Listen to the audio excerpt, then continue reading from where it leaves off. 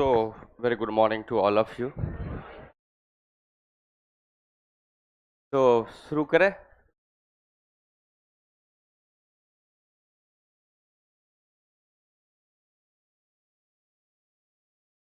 लिखिएगा क्वेश्चन बेटा।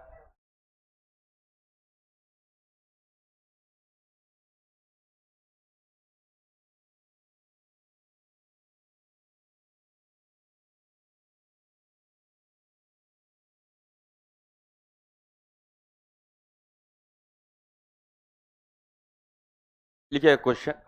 if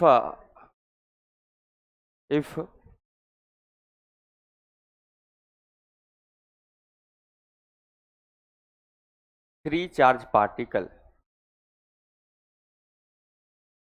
three charge particle three charge particle proton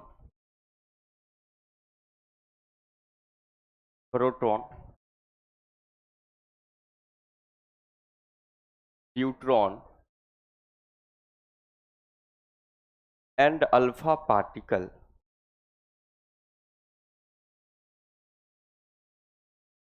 and alpha particle and alpha particle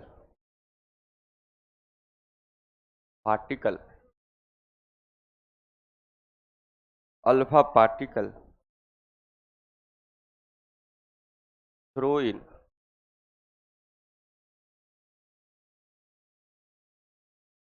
uniform magnetic field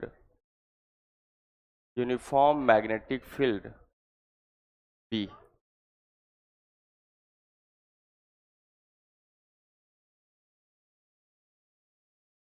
Find out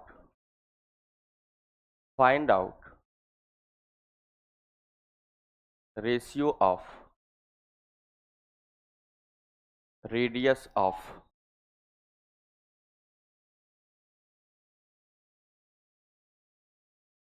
charge particle if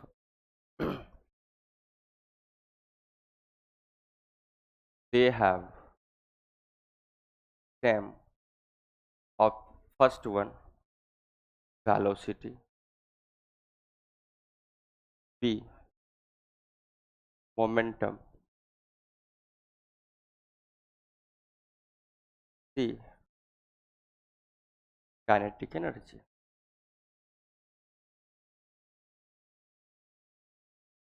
बहुत important question है, लगातार exam में आया हुआ है। तो क्वेश्चन है three charge particle proton neutron and alpha particle throw in a uniform magnetic field, find out ratio of their radius if they have same velocity, momentum and kinetic। तो question करें, मतलब इस क्वेश्चन को हम शुरू करें। इसका तीन पार्ट है, एक कर रहा है वेलोसिटी, दूसरा कर रहा है मोमेंटम, तीसरा कर रहा है काइनेटिक एनर्जी। तो एक बार हम इसका एक पार्ट सॉल्व करते हैं, तो अगला आप सॉल्व कीजिए। करें, लिख लिया ना क्वेश्चन, करें सॉल्व। तो बेटा बोला कि तीन पार्टिकल है या चार्ज पार्टिकल है, कौन कौन से हैं। तो अगर हम देखें तो यहाँ पे तीन चार्ज पार्टिकल आपको गिवन है। कौन कौन? प्रोटॉन है, न्यूट्रॉन है। न्यूट्रॉन के बारे में जानते हैं क्या आप लोग? ऐसा कैसे कर रहे हैं? नहीं सर। एंड अल्फा पार्टिकल, तीन पार्टिकल्स। प्रोटॉन आपको पता है बेटा H प्लस को बोलते हैं, न्यूट्रॉन D प्लस को बोलते हैं, and alpha particle He plus 2 को बोलते हैं। Basically neutron is a isotope of a hydrogen having atomic mass 2। Atomic number तो 1 ही होगा, एटॉमिक मास कितना होता है? 2 होता है। हाइड्रोजन के पास कोई न्यूट्रॉन नहीं होता है, बट न्यूट्रॉन के पास एक न्यूट्रॉन होता है ना। तो अगर बात करें इसका मास का बात कर रहे हैं बेटा। अगर मास का बात करें, प्रोटॉन का मास m है, तो न्यूट्रॉन का मास 2m होगा, एंड अल्फा पार्टिकल का मास He प्लस 2 है, हीलियम है, हीलियम आयन का मास जो होता है 4 time of mass of hydrogen होता है। तो हाइड्रोजन का मास अगर m है तो उसका मास 4m होगा। हम इसलिए बात कर लिए कि m मान लिए क्योंकि हमें निकालना है रेशियो। अगर बात करें चार्ज का बात करें तो क्या होगा, प्रोटॉन पे चार्ज जो होगा वो, अगर सर प्रोटॉन पे चार्ज अगर +1 होगा क्योंकि H प्लस है, तो न्यूट्रॉन पे +1 ही होगा क्योंकि एक ही उसके पास इलेक्ट्रॉन है, एक ही प्रोटॉन है, तो मैक्सिमम एक ही दे सकता है इलेक्ट्रॉन। एंड अल्फा पार्टिकल के पास +2 हो सकता है। अब बात कर रहे हैं हम लोग रेडियस का बेटा। जब भी किसी चार्ज पार्टिकल को मैग्नेटिक फील्ड में थ्रो करते हैं, है ना, तो यहाँ पे 3 charge particle, proton, neutron and alpha particle throw in a uniform magnetic field, throw in थोड़ा सा ऐड कर लीजिएगा,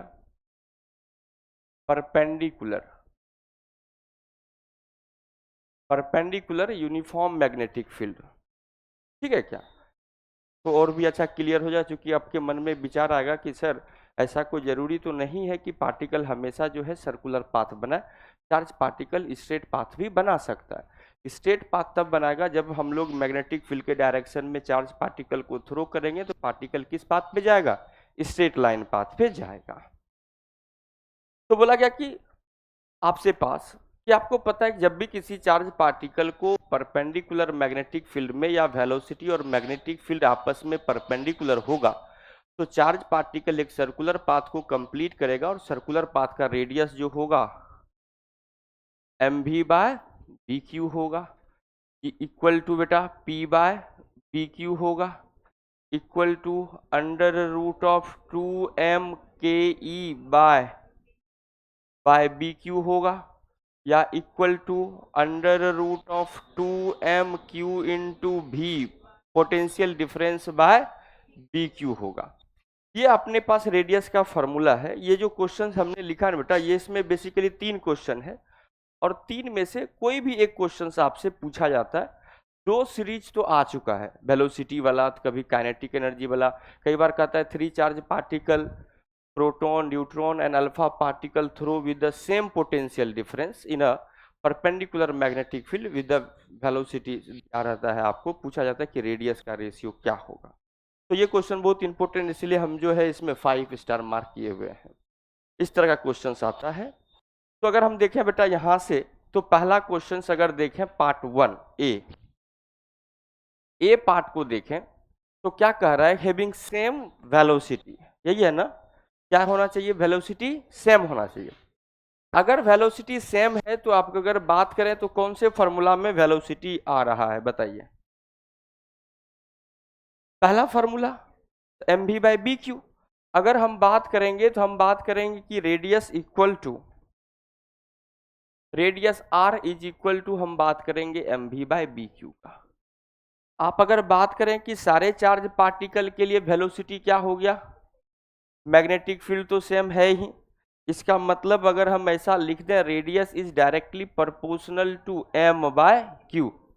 अगर हम लोग बात करें radius of proton, p for proton is to radius for neutron is to radius for alpha particle, तो आप कहेंगे कि मास किसका, प्रोटॉन का, चार्ज किसका, प्रोटॉन का, तो आप कहेंगे कि m/q होगा। न्यूट्रॉन का क्या होगा बेटा, 2m बाय, देखो मास कितना है, 2m/q,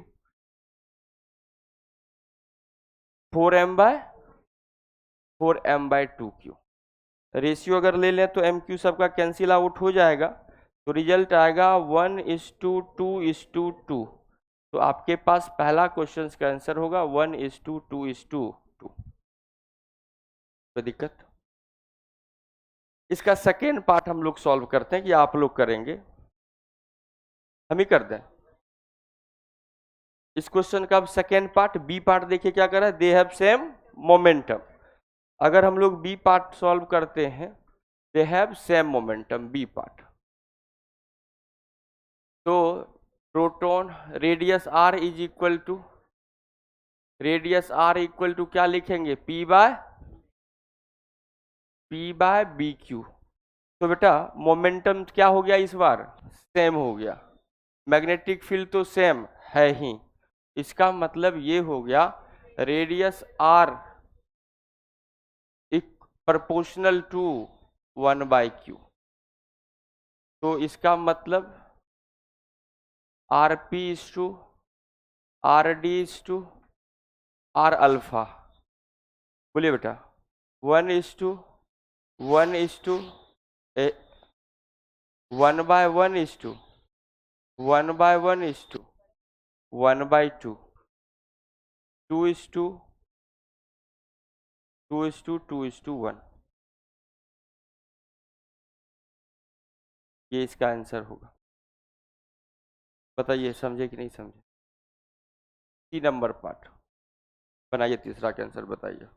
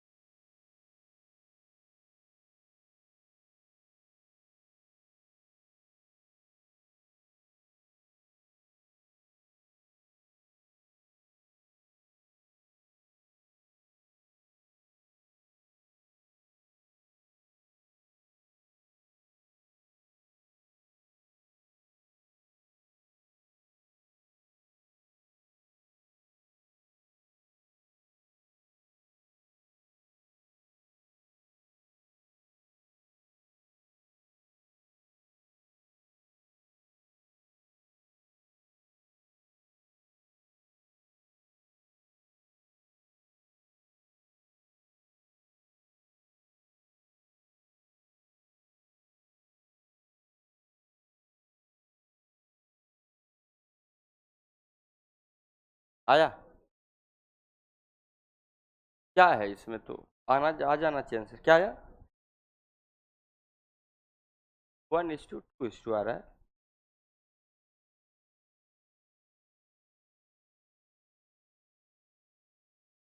तो बेटा आपके पास होगा radius R is equal to, बोला कि through with the same kinetic energy 2m के E by B Q, under root में है, तो काइनेटिक एनर्जी सेम है, तो डिपेंड किस पे करेगा, R directly proportional to under root of m by Q, M D भी सेम है।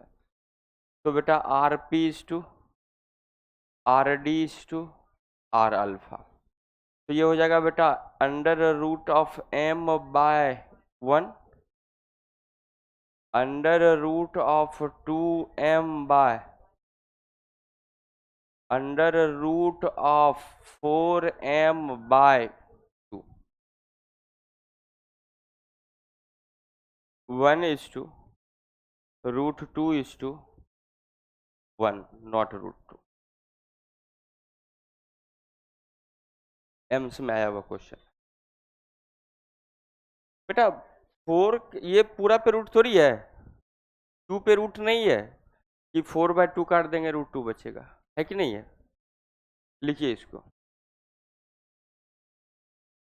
लिख रहे हैं क्या, अरे रुको न भाई, आधा घंटा बचा है, पढ़ाने दो, बढ़े आगे, अरे बोलो ना, है ना, लिखिए क्वेश्चन लिखिए।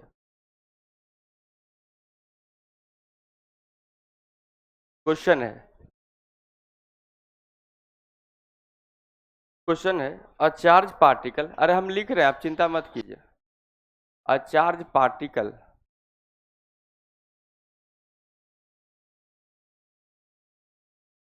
a charge particle q enters in uniform magnetic field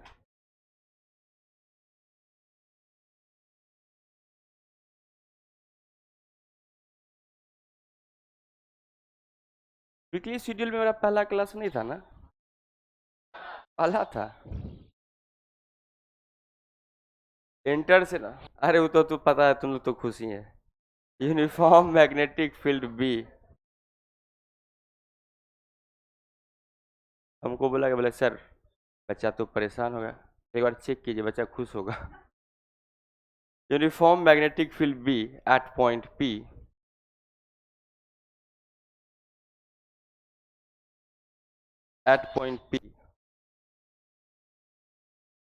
and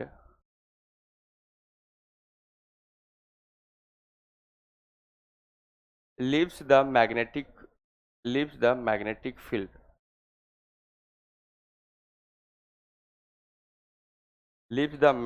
field at point q,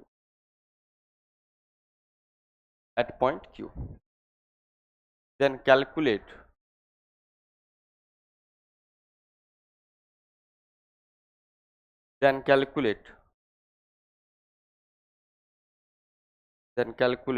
length pq and also calculate time duration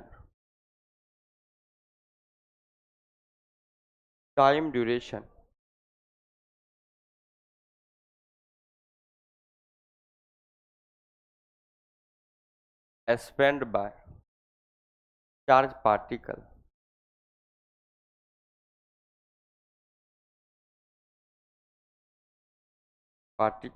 in magnetic field।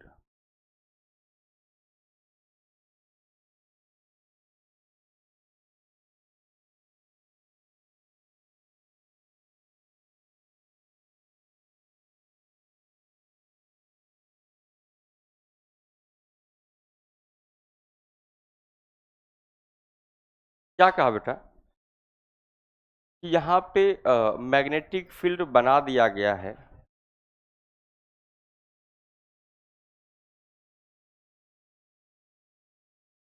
यहाँ पे चार्ज पार्टिकल जो है,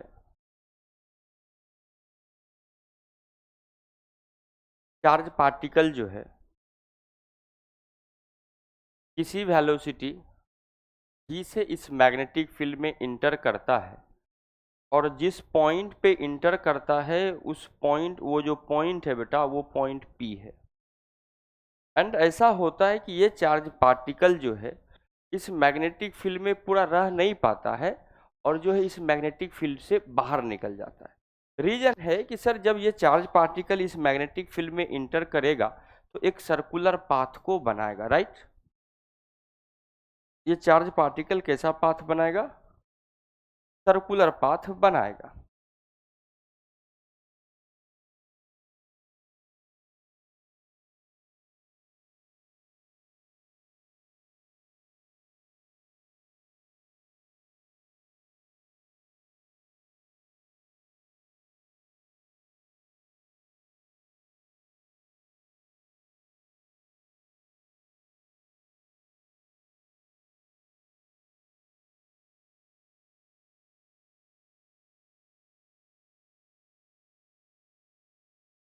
ये चार्ज पार्टिकल v वेलोसिटी से, कोई charge particle जिसका charge q है इस मैग्नेटिक फील्ड में इंटर करता है।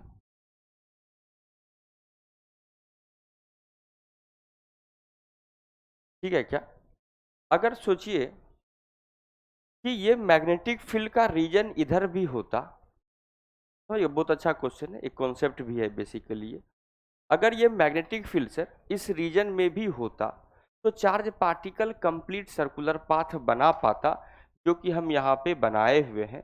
लेकिन अभी क्या है कि ये चार्ज पार्टिकल इस सर्कुलर पाथ को कंप्लीट नहीं कर पाएगा। यस या नो?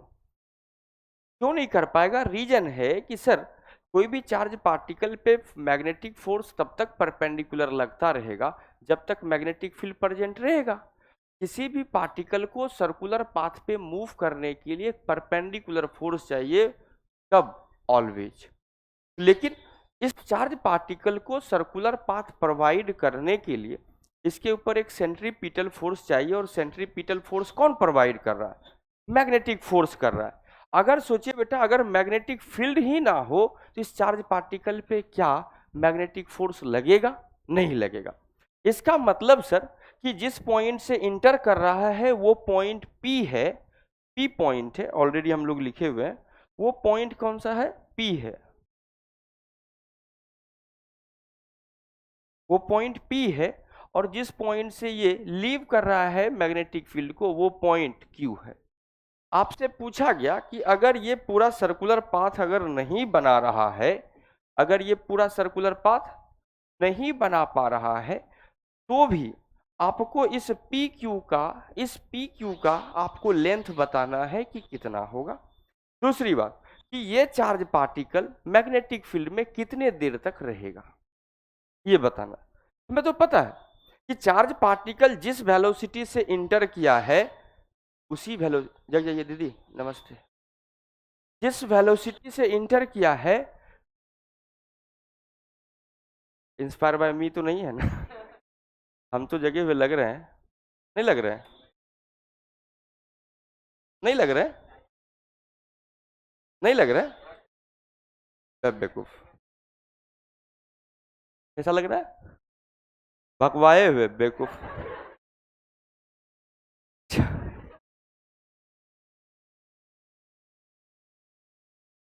तो जगह नहीं रहते तो क्वेश्चन पढ़ाते कैसे?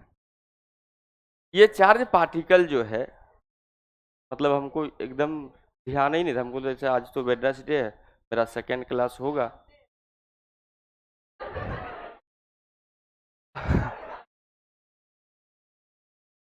हम क्वेश्चन पे ही आते हैं।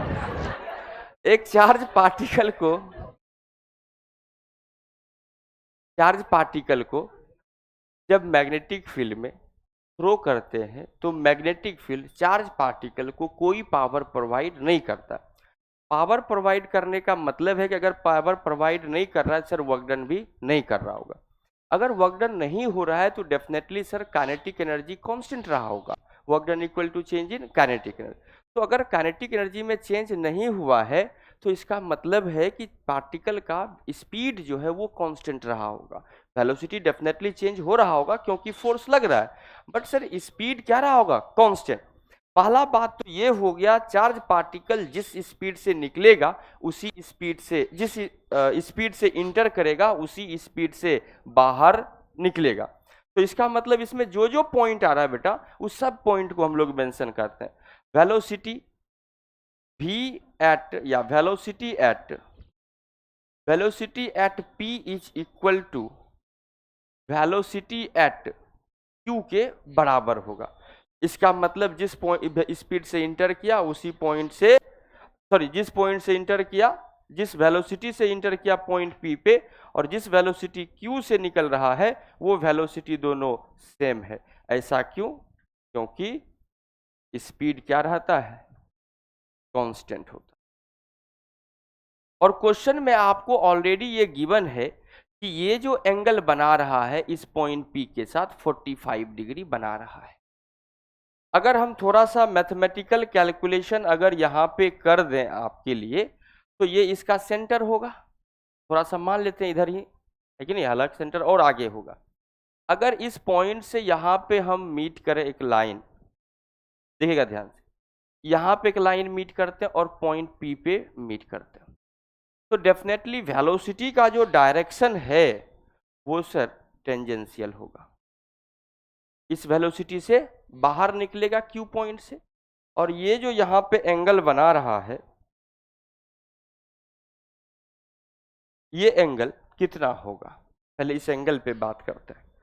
सर अगर ये एंगल 45 डिग्री है, ये टेंजेंशियल है, ये रेडियस है, आपस में परपेंडिकुलर है, ये एक स्ट्रेट लाइन है जो कि ये वाला पूरा एंगल 180 बना रहा है, ये 45 है, ये रेड लाइन और ग्रीन लाइन 90 है, तो ये जो बचा हुआ एंगल होगा ये वाला कितना होगा बेटा? 45 डिग्री होगा। कोई दिक्कत? अगर ये 45 है तो आपको पता है ये एंगल कितना होगा? 45 होगा। ये एंगल अब कितना होगा, 90 डिग्री होगा। अगर ये 45 है तो आप कहेंगे कि सर ये एंगल भी 45 डिग्री होगा। ये दोनों आपस में 90, टोटल एंगल 180, ये 45 है तो ये भी 45 होगा। एक बात तो पता चल गया कि जिस एंगल से इंटर किया था उसी एंगल से बाहर आ गया। तो ये तो हो गया। दूसरा इंपॉर्टेंट बात हो गया, दूसरा इंपॉर्टेंट बात, दूसरा क्या हो गया, angle angle at P is equal to angle at Q। तो दिक्कत, angle at P equal to angle at Q हो गया। अब अगर बात करें कि ये सर्कुलर पाथ का रेडियस R है तो ये भी रेडियस R होगा, और ये एंगल हमें पता है 90 डिग्री है और हमें निकालना है PQ कितना होगा। तो बताइए PQ कैसे निकलेगा। तो आपको पता है तीसरा बात कि सर रेडियस इक्वल टू होता है MV बाय BQ, यही होगा। अगर हमें ये रेडियस R है, ये रेडियस R है, तो ये डिस्टेंस कितना होगा बता सकते हैं क्या। अरे समझ लीजिए ना सर, दो वेक्टर क्वांटिटी है 90 डिग्री पे है, तो ये PQ का हमें लेंथ निकालना है बेटा, ये वाला लेंथ निकालना है PQ, P से Q को जोड़ने वाला लेंथ हमें निकालना है। ये एक रेडियस है, एक रेडियस है, दोनों के बीच में एंगल कितना है, ये वाला, ये जो एंगल है बेटा 90 डिग्री है। अगर ये एंगल 90 डिग्री है तो ये PQ जो होगा वो √2R के बराबर होगा, तो रेडियस R। चौथा इंपॉर्टेंट बात, PQ is equal to √2 of R होगा, तो आप ऐसा लिख सकते हैं √2 MV बाय PQ के बराबर होगा। आगे क्या बात बोलिए ना।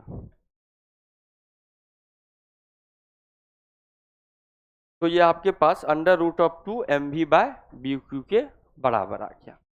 तो आपके पास length PQ is equal to, ये आपका पहला आंसर का एक पार्ट आ गया। दूसरा बात, आपसे पूछा गया कि बताइए कि ये चार्ज पार्टिकल जो है कितने देर तक इस मैग्नेटिक फील्ड में रहा। बड़ा आसान है, अगर ये यहाँ पे 90 डिग्री बना रहा है, चार्ज पार्टिकल चूंकि यूनिफॉर्म स्पीड से इस मैग्नेटिक फील्ड में मूव कर रहा है, जब भी कोई पार्टिकल यूनिफॉर्म स्पीड से मूव करता है तो सेम टाइम इंटरवल में सेम डिस्टेंस कवर करता है, या सेम टाइम इंटरवल में सेम एंगुलर डिस्टेंस ट्रेवल करता है। अगर ये चार्ज पार्टिकल पूरा सर्कुलर पाथ को कंप्लीट करता तो टोटल डिस्टेंस जो है 2πr जो है कवर करता, या टोटल एंगुलर डिस्टेंस 2π करता। और अभी आप देख रहे हैं चार्ज पार्टिकल जो है वो मैग्नेटिक फील्ड में कितना एंगल बना रहा है, 90 डिग्री। इसका मतलब है कि सर अगर 360 चलता तो इसको टाइम t लगता, लेकिन ये 90 डिग्री चल रहा है सर, तो 1/4 लगेगा टाइम। तो ऐसा कह सकते हैं 5 नंबर पॉइंट कि टाइम जो होगा, time duration in magnetic field, time duration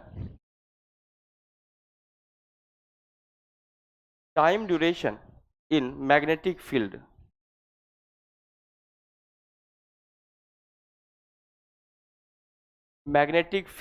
is equal to T/4। और टाइम पीरियड का फॉर्मूला आपको याद है क्या, 2πm/BQ इंटू 1/4 हो जाएगा। अगर आप चाहें तो इसको और सॉल्व कर सकते हैं, πm/2BQ, 2BQ इसका आंसर होता। समझे बात को कि नहीं समझे।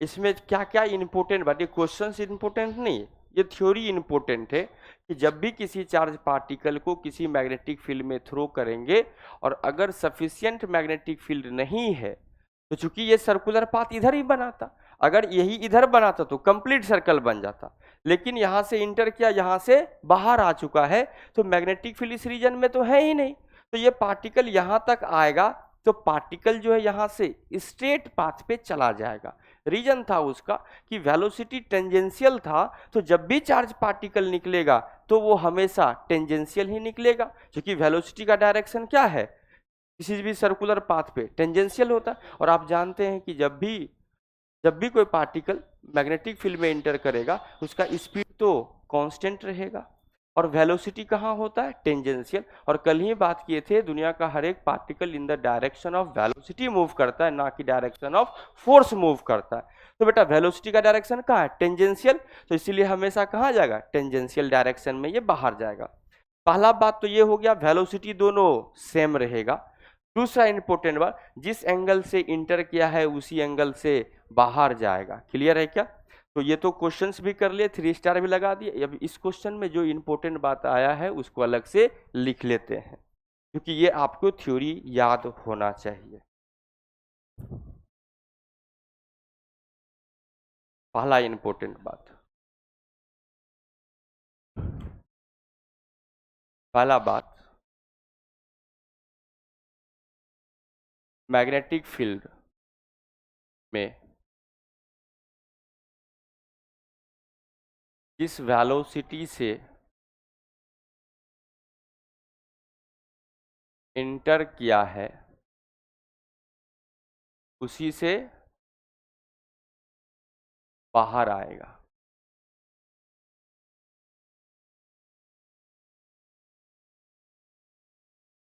कौन?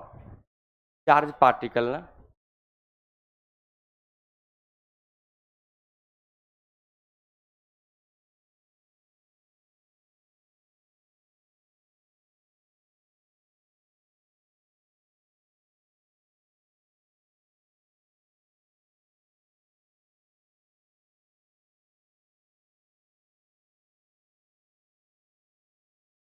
दूसरी बात,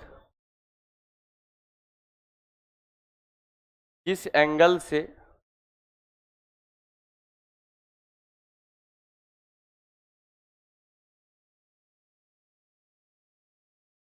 इंटर किया है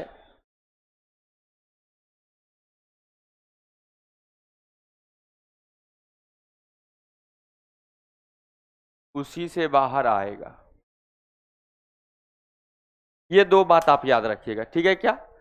कि पहला तो ये सबसे ज्यादा इंपॉर्टेंट है, सेकेंड वाला कि जिस एंगल से चार्ज पार्टिकल मैग्नेटिक फील्ड में इंटर करता है उसी एंगल से बाहर आता है, और जिस वेलोसिटी से इंटर करता है उसी वेलोसिटी से, वेलोसिटी मतलब स्पीड, वेलोसिटी का मतलब डायरेक्शन तो बदलेगा ना, जिस स्पीड से इंटर करेगा उसी स्पीड से बाहर आएगा। ठीक है क्या? अभी इतना ही रखते हैं बेटा। Thank you everyone, have a good day.